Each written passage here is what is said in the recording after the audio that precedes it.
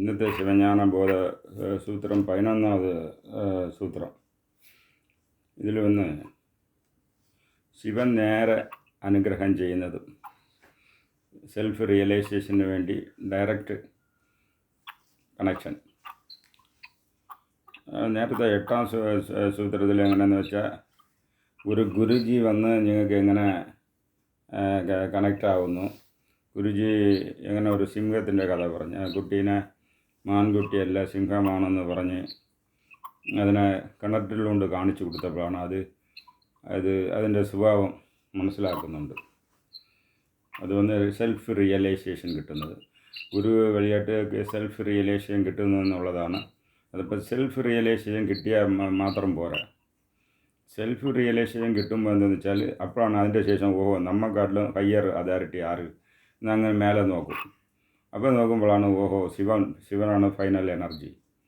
Shivan final energy അല്ലെങ്കിൽ consciousness എന്നുള്ളത് മനസ്സിലാക്കുമ്പോൾ എന്താ, ശിവൻ്റെ അടുത്ത് നിന്ന് ഡയറക്റ്റാണ് നിങ്ങൾക്ക് കണക്ഷൻ കിട്ടുന്നുണ്ട്. അത് ബോധം ഉണ്ടാക്കുന്നു. ശിവജ്ഞാന ബോധം. ഇത് ബുക്കിൻ്റെ പേര് ശിവജ്ഞാന ബോധമാണ്. ശിവജ്ഞാന ബോധം ഡയറക്റ്റാണ് വരുന്നത്. ഇപ്പോൾ ഗുരുവിൻ്റെ അടുത്ത് നിന്ന് വന്നത് ഇപ്പോൾ ഡയറക്റ്റാണ് വരുന്നത്. ഡയറക്റ്റാണ് വരാൻ പ്രൊവിഷൻ ഉണ്ടോ? നേരത്തെ നമ്മൾ സ്റ്റുഡൻറ്റിൻ്റെ ടൈപ്പ് നോക്കിയല്ലോ. സ്റ്റുഡൻറ്റ് ടൈപ്പ് നോക്കിയപ്പോൾ എന്തോന്ന്, നമ്മൾ വന്ന് സകലറിനാണ് ഗുരു വന്ന് ഡയറക്റ്റാണ് പറയുന്നത്. ഇപ്പോൾ ഡയറക്റ്റാണ് പറഞ്ഞ് മനസ്സിലാക്കിയ ശേഷം ഇപ്പോൾ ഞാൻ ഇപ്പോൾ പറയുന്നു, അതിൽ നിങ്ങൾ റൈസായി വരും. ഭഗവതി ദർശനം തരും. എന്തോന്ന് അടുത്ത സ്റ്റേജ് എന്തെന്ന് വെച്ചാൽ, നിങ്ങൾ വന്ന് പ്രളയകലർ സ്റ്റേജിന് ഉയരും.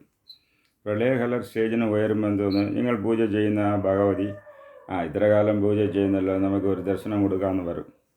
ദർശനം കൊടുക്കാൻ വരുമ്പോൾ നിങ്ങൾ എന്തെന്ന് വെച്ചാൽ, അവർ പല രൂപത്തിലും വരും. എന്തോന്ന് പല രൂപത്തിലും വരും. നമ്മൾ എന്താടാ ഇത്, അവർ പച്ച പട്ട് അല്ലാതെ കാണുന്നില്ല, ഉരുപ്പടി കാണുന്നില്ല, അങ്ങനെ നീ വിചാരിച്ചുകൊണ്ടിരിക്കരുത്. എന്തോന്ന് അവർ ഏത് രൂപത്തിലും വരും. അത് നമ്മൾ മനസ്സിലാക്കിക്കൊള്ളണം. അപ്പോൾ എന്തെന്ന് വെച്ചാൽ, അപ്പോൾ അതിൻ്റെ അടുത്ത സ്റ്റേജാണ് നിങ്ങൾക്ക് ഡയറക്റ്റാണ് ശിവൻ ഉണർത്തുന്ന വെച്ചാൽ, 1ാമത് സ്റ്റേജിലെത്തുമ്പോൾ വിജ്ഞാനകലർ. ആ സ്റ്റേജിൽ നിങ്ങൾ ഉയരുമ്പോൾ Shiva reveals himself from within. എന്തോന്ന് വിത്തിൻ നിങ്ങളുടെ അകത്ത് നിന്ന് ഒരു ഇൻസ്ട്രക്ഷൻ തരും. അപ്പോൾ അകത്തു നിന്ന് ഇൻസ്ട്രക്ഷൻ കിട്ടും. അപ്പോൾ അങ്ങനെയാണ് എല്ലാം അറിയാം എന്നുള്ള ഒരു സ്റ്റേജ് എത്തും. അതിൽ ശൈവ സിദ്ധാന്തത്തിലുണ്ട്.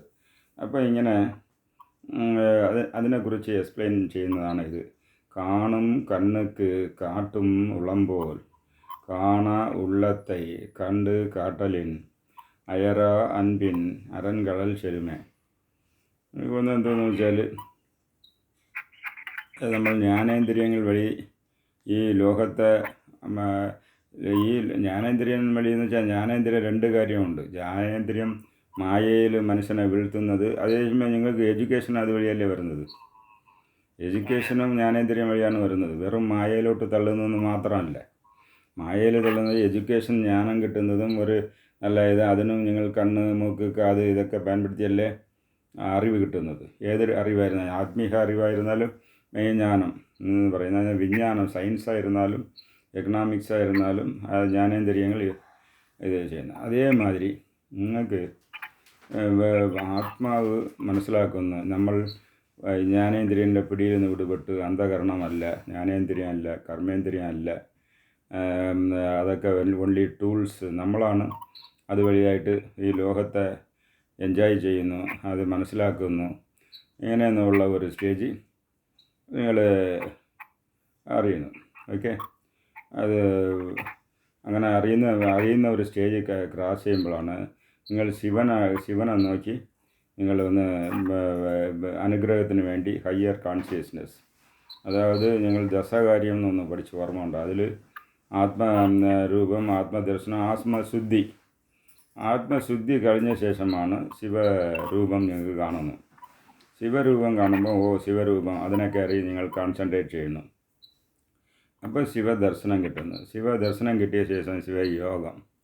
അപ്പോൾ നിങ്ങൾക്ക് ശിവൻ്റെ അനുഗ്രഹം ഇത് കിട്ടുന്നു. അപ്പോൾ ദശകാര്യത്തിൽ നോക്കിയാൽ ആത്മശുദ്ധി കഴിഞ്ഞിട്ടാണ് ഈ സ്റ്റേജ് വരുന്നത്. ആത്മശുദ്ധി കഴിഞ്ഞ ശേഷമാണ് നിങ്ങൾക്ക് എന്തോന്ന് സെൽഫ് റിയലൈസേഷൻ ആയ ശേഷമാണ് ശിവൻ്റെ ദർശനം, ശിവരൂപം, ശിവദർശനം കിട്ടുന്നുണ്ട്. അപ്പോൾ ഇതിലാണെങ്കിൽ നിങ്ങൾ സ്റ്റുഡൻ്റ് ആണെങ്കിൽ സകലറിൽ നിന്ന് ക്രോസ് ചെയ്ത് പ്രളയകലറിൽ പോയിട്ട് വിജ്ഞാനകലർ എത്തുമ്പോഴാണ് ഈ സ്റ്റേജ് എത്തുന്നത്. ശരി തന്നെയാണ്. വിജ്ഞാനകലറിൽ എത്തുമ്പോഴാണ് ശിവൻ ഡയറക്റ്റാണ് റിവീലിങ്. അപ്പോൾ ഇത് ഇങ്ങനെ വരുന്നു. അപ്പോൾ ഒരു സ്ഫടികം പോലെയുള്ള ആത്മാ സദാശിത്ത്, അത് നിങ്ങൾ ഇപ്പോൾ എന്തോന്ന് വെച്ചാൽ നേരത്തെ തത്വങ്ങളെ നോക്കി വെച്ചിരുന്നപ്പോൾ തത്വങ്ങളെ റിഫ്ലക്റ്റ് ചെയ്ത് ഇപ്പോൾ ശിവനെ നോക്കി വയ്ക്കുമ്പോൾ ശിവൻ്റെ എനർജി അതിൽ റിഫ്ലക്റ്റ് ആവും. അതാണ് സദാസത്ത്. ആത്മാവ് സദാസത്ത് എന്ന് പറയുന്നത്. ഇപ്പോൾ തിരിച്ചു പിടിച്ചാൽ അത് ശിവൻ്റെ നാലേജ് അപ്പോൾ അത് വരികയാണ്. അപ്പോൾ Shivan directly revealing. Shivan directly reveal എന്ന് പറഞ്ഞാൽ എന്തോന്ന് അഗസ്ത്യർക്ക് ശിവൻ ഡയറക്റ്റായിട്ട് ക്ലാസ് എടുത്തിട്ടുണ്ട്. നമ്മൾ അന്ന് പോയല്ലോ ഉജ്ജയിനിലും മത്സ്യേന്ദ്രനാഥിനും ശിവൻ ഡയറക്റ്റ് ക്ലാസ്.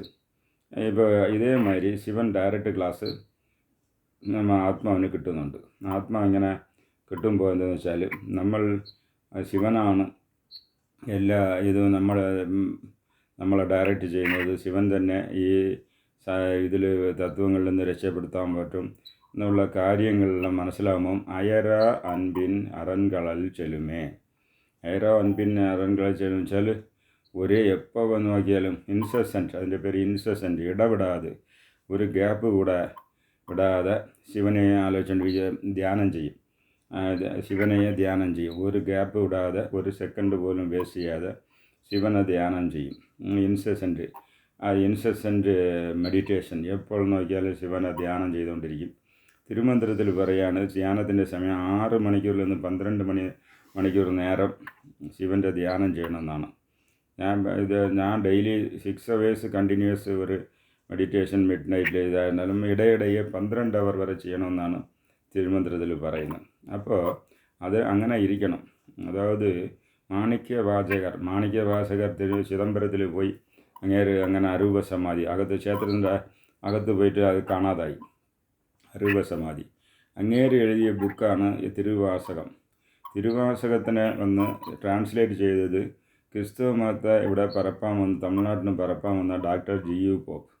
അങ്ങേര് വന്ന് തിരുവാസകത്തെ പഠിച്ചപ്പോൾ അതിൽ ഊറിപ്പോയി അതിനെ ട്രാൻസ്ലേറ്റ് ചെയ്ത് ഇംഗ്ലീഷിലാക്കി. അതേമാതിരി ശിവജ്ഞാന ബോധത്തിൽ ചെറിയ ശൈവ സിദ്ധാന്ത ബുക്കുകളെയും അങ്ങേര് ട്രാൻസ്ലേറ്റ് ചെയ്തു.